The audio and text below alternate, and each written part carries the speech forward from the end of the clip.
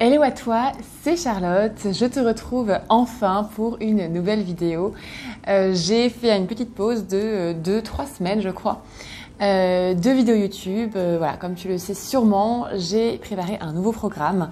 Donc voilà, à l'origine j'ai le programme d'aide à la reconversion et à l'évolution pour infirmiers, infirmières. Et voilà, début juin, j'ai sorti le tout nouveau programme d'aide à la création d'activités, donc pour les personnes qui veulent créer leur entreprise, pour les infirmières bien évidemment, infirmières et infirmiers toujours.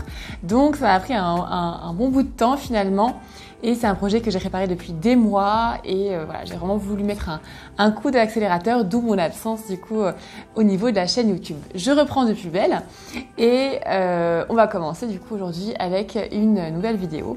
Aujourd'hui, j'ai envie de te parler du métier d'infirmière, un petit peu dans d'autres structures. Comment exercer finalement différemment notre métier d'infirmière. Une grande fierté de Charlotte K, c'est vraiment de permettre aux infirmières, aux infirmiers d'explorer d'abord au sein de notre métier d'infirmière pour voir s'il n'y a pas d'autres structures, d'autres façons d'exercer qui nous correspondent mieux avant d'aller voir complètement ailleurs dans d'autres métiers.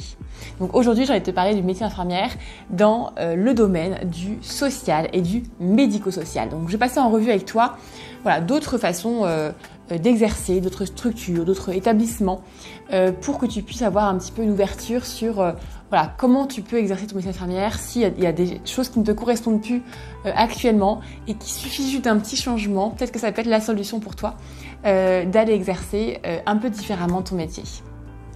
Alors, pour commencer, on va commencer du coup avec la structure du XAPA, donc le Centre de soins d'accompagnement et de prévention en addictologie, et les CARUD, les centres d'accueil et d'accompagnement à la réduction des risques des usagers de drogue. Ce sont vraiment des lieux d'accueil, d'écoute, d'information et d'accompagnement pour les personnes qui sont en dépendance de substances psychoactives ou qui ont des dépendances sans substance, comme par exemple les jeux. Donc les CARUD, ce sont les établissements où les personnes viennent de manière assez libre. Il y a juste quelques règles à respecter, de respecter bien évidemment le personnel soignant, de ne pas consommer également de substances sur le lieu de la structure.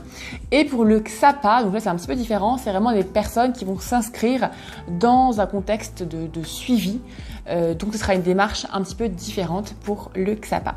Maintenant, les ACT, les appartements de coordination thérapeutique, ce sont des structures qui hébergent dans des logements individuels à titre temporaire des personnes ou plus rarement des familles en situation de fragilité psychologique et sociale et qui nécessitent un suivi médical ou des soins. Maintenant, les femmes, donc les foyers d'accueil médicalisés, ils ont pour mission d'accueillir les personnes qui sont handicapées, que ce soit physiques ou psychiques, et qui ne peuvent plus exercer, enfin ne peuvent pas exercer un métier finalement, donc qui ne peuvent pas s'insérer de manière professionnelle dans la société et qui ont besoin d'un suivi voilà, avec des personnes soignantes ou qui vont les accompagner finalement dans leur quotidien. Maintenant, les MAS, donc les maisons d'accueil spécialisées, elles ont pour mission d'accueillir les adultes handicapés en situation de grande dépendance. Donc c'est un peu plus poussé, enfin entre guillemets un peu plus poussé, oui, que les femmes, et qui ont du coup voilà un besoin d'aide humaine, technique pour leurs soins de tous les jours finalement. Maintenant, les IME, donc les IME sont des instituts médico-éducatifs et ont pour mission d'accueillir des enfants ou des adolescents qui ont des déficiences intellectuelles avec un degré plus ou moins important.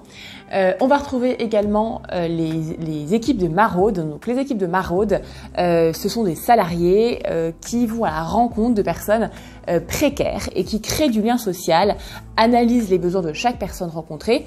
Par exemple, on va retrouver les infirmiers des équipes mobiles d'intervention qui travaillent au sein du SAMU social. On va retrouver également les LHSS, les lits haltes soins de santé, qui hébergent à temps complet ou à temps partiel des personnes sans domicile qui ont une pathologie aiguë mais qui ne nécessitent pas d'hospitalisation.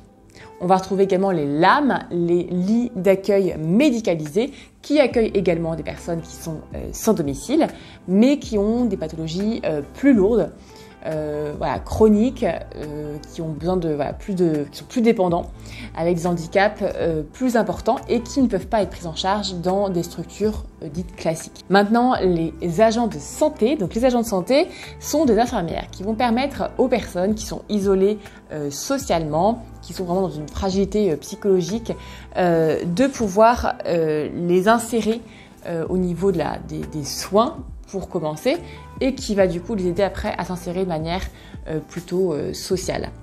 Les infirmières, donc qui sont agents de santé, vont vraiment s'inscrire dans un contexte de suivi et d'accompagnement de soins pour justement après leur permettre de pouvoir se réinsérer par la suite. Maintenant, les appartements thérapeutiques, donc différents appartements de coordination thérapeutique, ce sont des appartements toujours qui vont accueillir des personnes, que ce soit de manière temporaire ou pour une durée limitée. Ces appartements dépendent pour le coup d'hôpitaux. Donc ce sera vraiment des accompagnements qui seront faits par des équipes de secteur, donc avec des infirmiers, des psychologues, des assistantes sociales, etc. Ensuite, on va trouver les foyers d'aide sociale à l'enfance. Donc au sein de ces foyers, l'infirmière, l'infirmier aura vraiment une mission de coordination des équipes qui vont travailler tout autour de l'enfant mineur qui sera accueilli dans ce type de structure. On va terminer avec les accueils de jour, donc les accueils de jour et accueils thérapeutiques de jour, notamment pour les personnes âgées qui sont à domicile mais qui ont besoin de sortir un peu de leur isolement, donc qui vont avoir besoin d'activités, de retrouver du monde, d'avoir aussi un suivi médical souvent. Donc là, l'infirmière va se charger de faire le lien avec la famille, de s'assurer de son suivi et de l'administration éventuellement de traitement. Voilà, il existe sûrement d'autres façons d'exercer en tant qu'infirmière dans le social et le médico-social. N'hésite pas à le mettre en commentaire pour nous dire si tu connais déjà d'autres façons d'exercer. Si toi, tu as déjà travaillé dans ces structures que je viens d'énoncer, n'hésite pas à en parler. Par rapport au salaire, je n'ai pas trop abordé, c'est assez variable, ça dépend des régions. Les associations, les maraudes, ce type de structure, c'est vrai que les salaires sont relativement bas. Pour les autres structures, ça va vraiment dépendre des régions. Par exemple, les ACT, les appartements de coordination thérapeutique, ne sont pas présents partout en France, donc ça va vraiment dépendre des régions. C'est vraiment du cas par cas que je ne peux pas aborder dans cette vidéo. Mais n'hésite pas à te renseigner lors d'entretien. N'hésite pas à demander quel est vraiment le rôle de l'infirmière au sein de cet établissement. Négocier éventuellement les salaires, c'est possible également. Il ne faut pas hésiter à le faire. Voilà, j'espère que cette vidéo t'aura plu. N'hésite pas à mettre un j'aime pour me dire si ça t'a plu comme format, de parler un peu plus déjà de ce qu'on peut faire en tant qu'IDE. Si tu n'as pas encore rejoint le groupe d'infirmières et d'infirmiers en quête d'évolution professionnelle, fais-le. Je t'ai mis le lien justement dans la barre de description. Et je te dis à la semaine prochaine pour une nouvelle vidéo. À très vite.